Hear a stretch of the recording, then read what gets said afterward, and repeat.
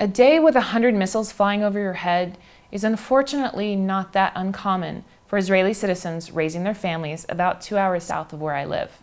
And you know, when human rights organizations asked Hamas why they kept firing these missiles onto civilian areas, they explained that it's because their missiles are so inaccurate that they keep hitting civilian areas. In other words, it was an accident. Now, it's hard for me to imagine exactly what they would argue they were trying to hit, seeing as those towns are completely surrounded by miles and miles of dirt.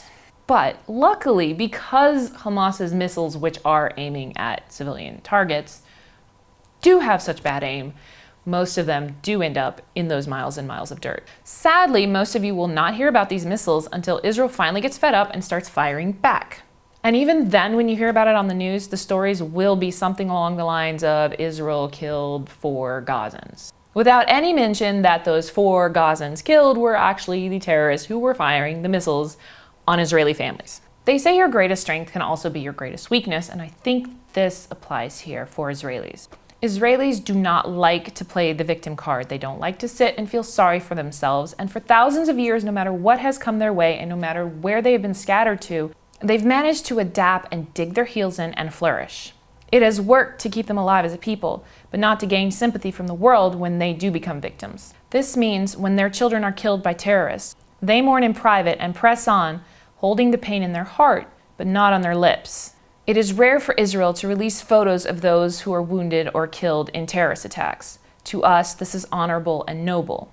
But to the world, it makes it look like nothing's happening or that we are somehow less human. Like one big army country with no families, no parents with hopes and dreams for their children, no brothers and sisters riding bikes in the streets. Because the world doesn't hear our stories, they think those stories don't exist. So here is one of many that happened just this week in Sderot, when those rockets, the one with the bad aim that Hamas is just firing to the fields, when those rockets hit a house.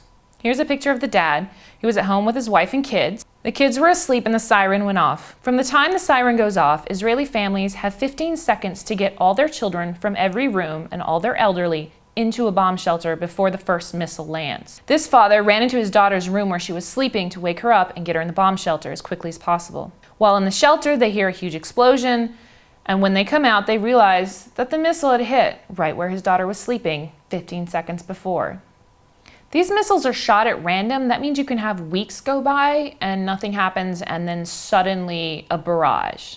So this affects schools and businesses because some businesses can't keep every employee within 15 seconds of a bomb shelter the entire time. And recess at school is a nightmare because every child has to be 15 seconds away from a safe place in their mind at all times. This is no way to raise a family, and you wouldn't put up with it if it was your family either. And if you think Hamas is some freedom fighter organization, then ask yourself why it is that they imprison and torture their own people. Oh yeah, you probably haven't heard that on the news either.